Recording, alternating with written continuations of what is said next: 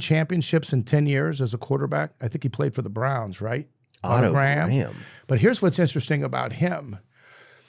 He went to Northwestern. He had a 300 batting average in college. And that's when everyone played baseball, because baseball was the only way to make real money, was king. And he played basketball in college, and I think he won what would be an NBA championship. He was like the sixth man on a pro team. So he won a championship in professional basketball, hit 300 in college. And I think as a quarterback, did he win 7 championships in 10 years, right? Yeah. Is that right? Is that crazy? Think about that. And you know, everyone wants to say the GOAT, the GOAT. But you can't really compare era to era. You know, Jordan said it's hard to say who the greatest of all time was because it was different rules at different time. And one person learns from the next person. So Otto Graham dominated his era. Obviously, Brady dominated his era, you know, and this guy. So it's so hard to compare era to era who was the best. I think sports always want to sell you now that you're watching the best ever because it sells tickets. Who doesn't want to feel like they're watching the best product ever? Right. But it's a totally different game than it was back when you could hit a quarterback, when LT played. Oh, yeah. So I'm not saying that it's not better that they've changed it. I'm just saying it's hard to compare one quarterback from an era to another era. Well, they never had turf toe when we were growing up. Right. Remember, when did they come out with that? No. You know what I'm saying, though? Like, you would never hear a guy has turf toe. You would hear a guy's toe was in pain, so he carved it off with his wife's nail clippers on the way to the stadium so he could still play. That was Ronnie Lott, right? He took his finger off. Yeah. He ripped his finger off so he could play. It's a different era, yeah. Yeah, let me see that That's shit. the one thing I always marvel at. That's crazy, though, dude. Ronnie Lott ripped his finger off. He's like, I'm going back in. That's a dedication. That's not a hobby.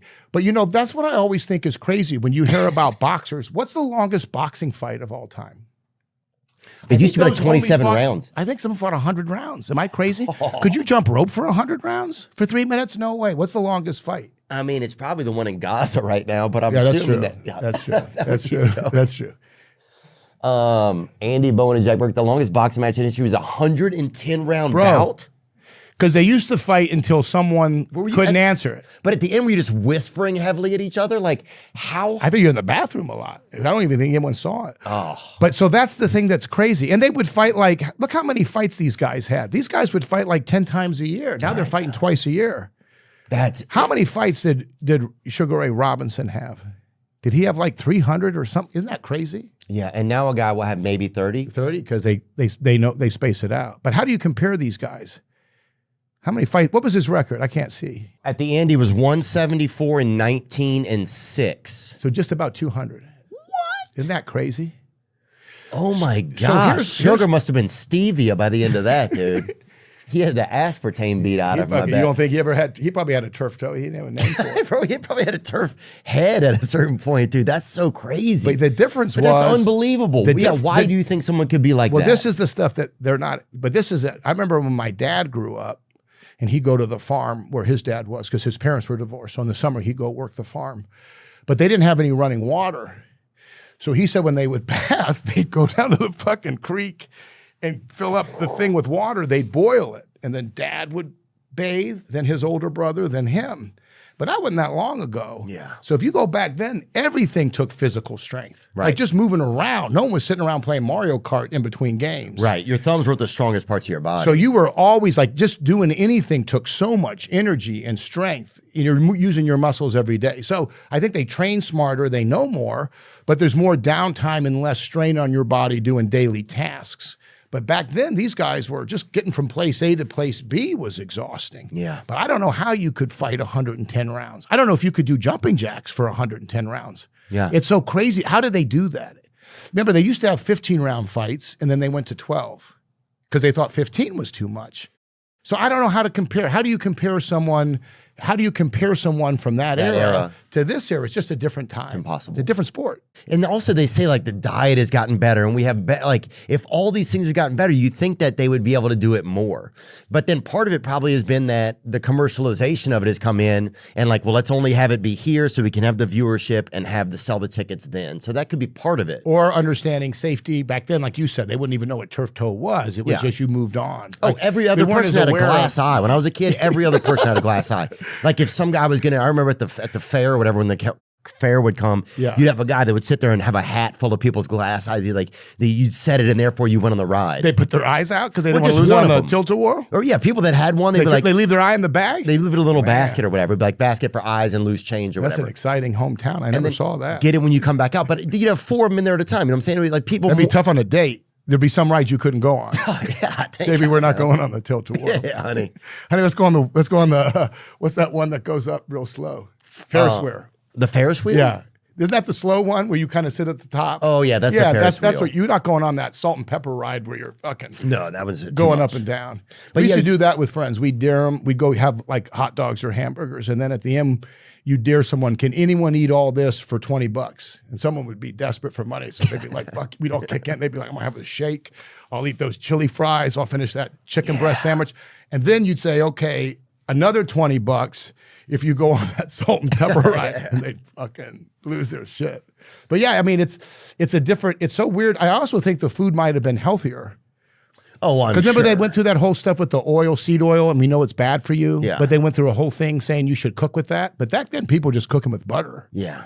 I think the food was that was more natural. It was Butter? It was less fucked up food in some ways. Dude, strong saliva dip spit. People would cook in it. Spit. You know what I'm saying, dude? Did you start dipping young? Yeah, because I used to work on a farm, so we would chew the block of tobacco, like Like Red Man? Yeah, like the Or would you do like skull wintergreen, like the circular one? no, we plug So tobacco. we had a thing of that. So we did Look like up plug. when I first started as a kid, we didn't know it was that bad for you That was because it right we knew there. smoking was bad, but you would think this wouldn't hurt your. Then they started showing pictures in the school of people missing their jaws. But Oh, yeah. But originally you thought it's not bad for your wind. But it was all like the skull wintergreen, like the circle stuff. Oh yeah. And then but the Red Man was the leaf. But the first time you do it, you're gonna vomit. Oh yeah. I puked out of my friend's mom's car. Older kids are like, here, try this. Yeah. And they would watch you fucking vomit. Were you in a car and you vomited? Yeah. I sat out of each window. I was like, oh, maybe I'm sick just at this window. And I sat out of each window and puked out of each window. There's no way to keep it in more than 2 or 3 minutes. You're on the ground. It was the worst. It's Dude, the it worst. still makes me fucking sick. It was cherry skull or something. Do you remember the first alcohol you got really drunk on?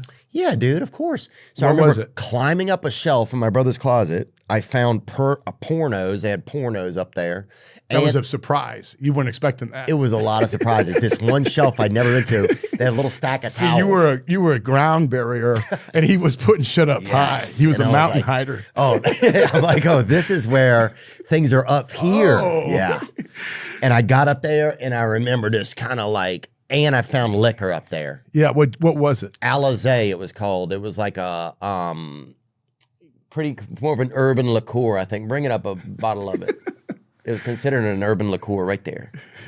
The orange was so Have you good. ever had it since? I've never had it since. See, then. that's how it is. My first drunk was peppermint schnapps, and I never touched it again.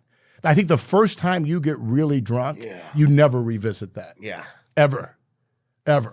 But the first How time did you do it? Were you playing quarters, or were you just drinking were you with friends? No. Were you by yourself? I was by myself. Oh, Climbed bro. up there. I remember drinking and then watching porno or whatever, and then I blacked. You started off as a fun afternoon. Horrible. But here, 30 years later, it's still been an issue, you know? Did you just go through like what? Like a quarter of a bottle or a couple glasses? I think I had 4 sips, jerked off, and then blacked out. Yeah. You woke up with the evidence all around. You didn't even clean up the crime scene. Woke up, with my glass eye and a hat. Yeah. Yeah. I didn't do Stuff nothing, on Mama. it. Yeah. Friends were over here. I'm pissed that they left the house. Yeah, like Mom, this, can you believe some kid came over here, jerked off on my stomach, and drank some of this and left, Mom? Times have changed.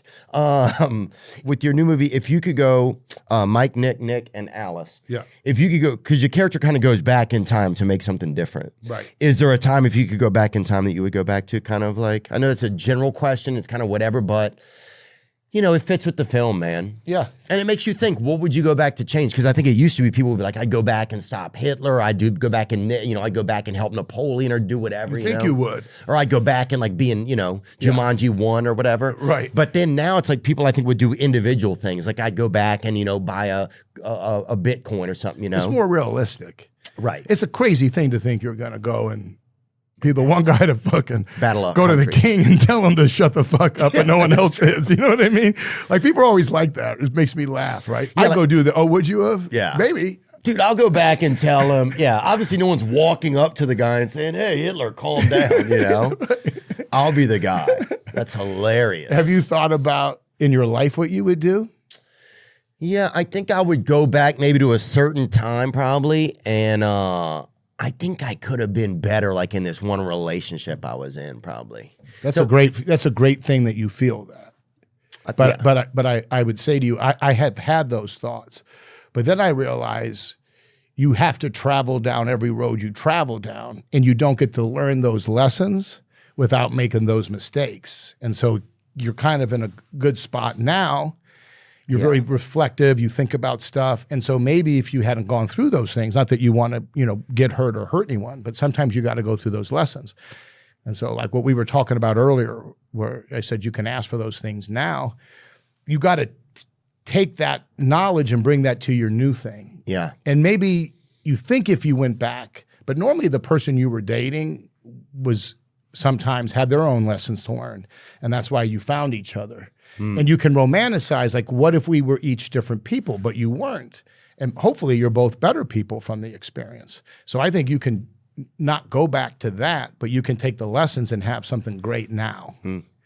And I don't know that you would have been in that relationship with that exact person if you were a different person at that time. There was probably something with her going on too that drew you guys together to teach each other that, whatever that experience was. Make sense? Yeah.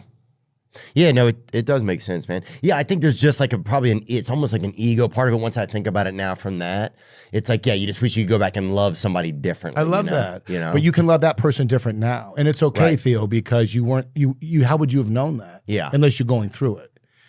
It's like kids, sometimes you take something away from a kid and then you see him cry. If you're just playing with toys, you go, oh, that doesn't feel good. But I don't know that you can learn that without seeing the response of somebody else. Yeah. Do you know what I'm saying? Yeah.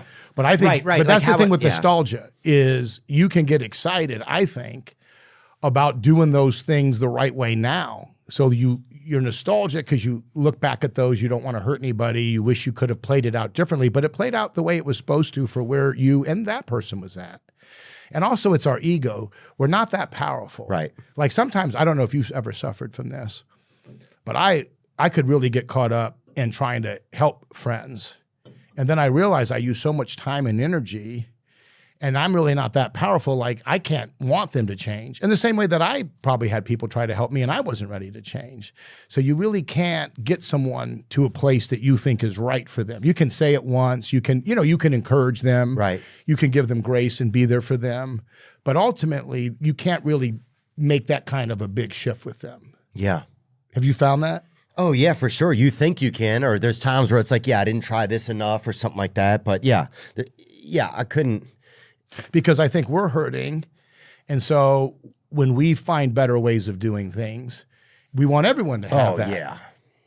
And I don't know if you felt this way, but I don't know. Yeah, I had to go through a lot of it on my own.